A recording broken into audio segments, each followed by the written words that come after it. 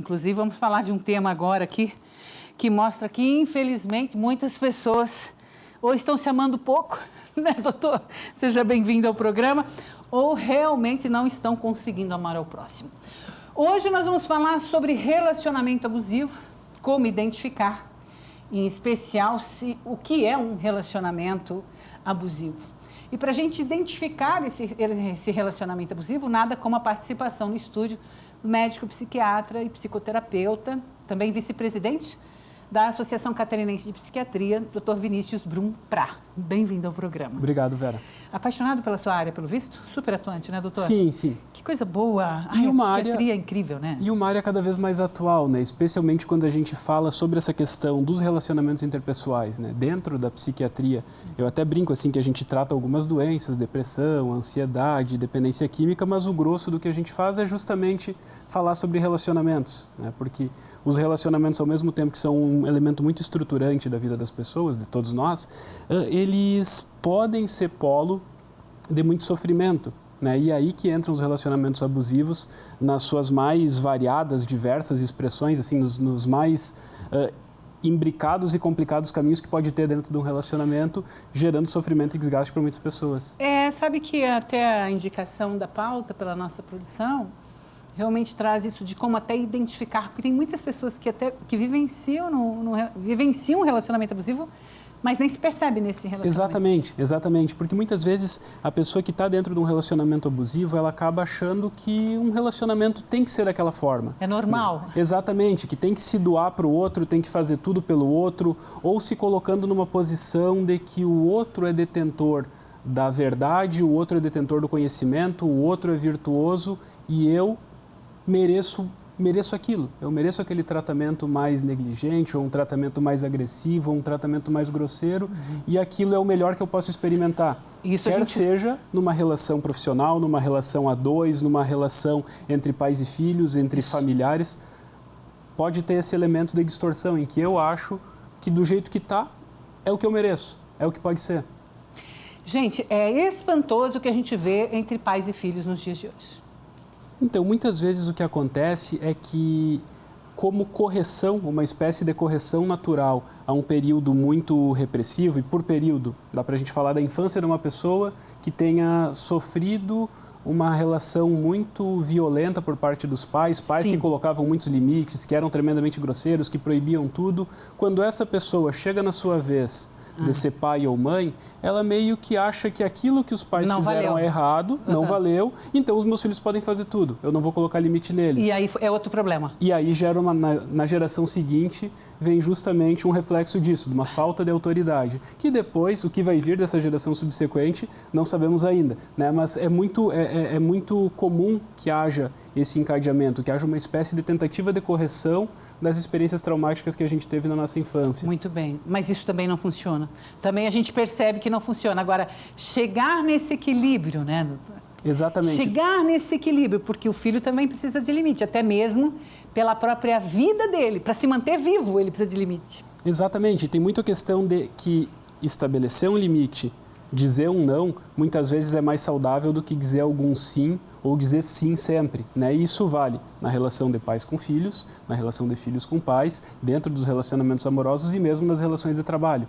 Muitas vezes, puxando para essa questão de uma relação de trabalho, por exemplo, eu posso acreditar que porque esse é o emprego que eu consegui, é o melhor que eu posso conseguir como emprego, se o meu patrão, minha patroa me diz que as coisas têm que ser dessa forma, que eu tenho que entregar tanto, que eu tenho que trabalhar até tal horário, às vezes eu não vou conseguir fazer aquilo, mas eu não vou conseguir dizer um não e dizer, não, mas peraí, eu não consigo fazer esse trabalho, eu posso ir até aqui, mas essa entrega toda eu não vou conseguir.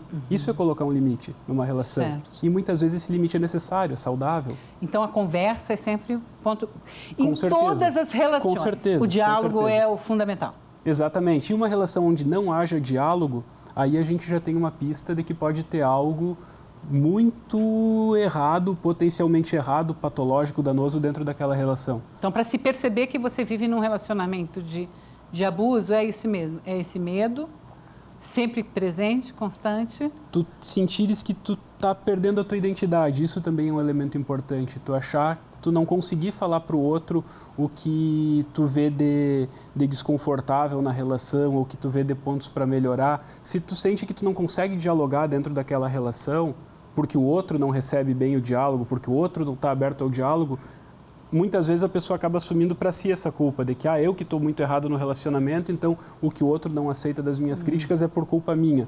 Mas não, se não existe espaço para dialogar e conversar, falar, não, veja bem, eu acho que tal coisa na nossa relação não está legal, poxa, desculpa, eu vou tentar melhorar nisso. Se não existe esse diálogo, pode ser que tenha algo muito distorcido dentro dessa relação e aí cabe pensar quando que é interessante buscar um profissional para entender um pouco melhor isso. É possível retomar uma situação que às vezes está problemática, cheia de encrencas, cheia de discussão?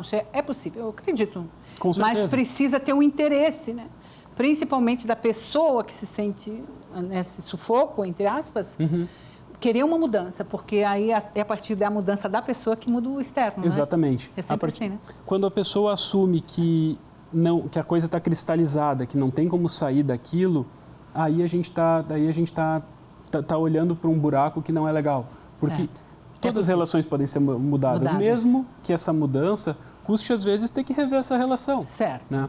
Mas pode ser. É válido, é importante. Exatamente. E daí porque a importância do diálogo. Nesse rever, pode tudo ficar melhor também, é verdade. Então, aí é a atitude de buscar ajuda realmente e buscar a mudança. Exatamente, especialmente porque o olhar de um profissional, pensando, por exemplo, um profissional da psiquiatria, um profissional da psicologia, esse olhar é muito importante porque muitas vezes os nossos familiares ou os nossos amigos não conseguem ter a visão que o profissional tem de entender por que a gente entrou naquele relacionamento abusivo. Muitas vezes os amigos ou familiares vão julgar, mas que tu ainda está com aquela pessoa? O fulano te trata tão mal, por que tu está lá ainda? E a pessoa se sente isolada, ela pensa, poxa, eu não consigo falar com meus amigos porque eles vão me criticar. E fica mais presa dentro da relação abusiva. Fica pior ainda. Gente, tem tratamento, tá? Tem libertação nisso aí. Agora, tem que ter atitude. Que fique isso também para 2023. A gente precisa ter várias atitudes, entre elas a verdade, né? Sempre presente, e a busca de ajuda, né? Sempre que necessário. E isso não é problema nem vergonha para ninguém, pelo contrário, é sinal de inteligência. Vinícius Brum, psiquiatra e psicoterapeuta, trazendo hoje aí alguns pontos de alerta em relação se estamos ou não vivendo em algum tipo de relacionamento abusivo. Isso, então, compreende também a questão profissional, então é bom a gente destacar. Fico feliz com a sua visita, vai ter que voltar outras vezes esse ano para a gente poder falar aí de outros processos. Precisando, Combinado? estamos aí. Valeu. Obrigada, doutor Vinícius.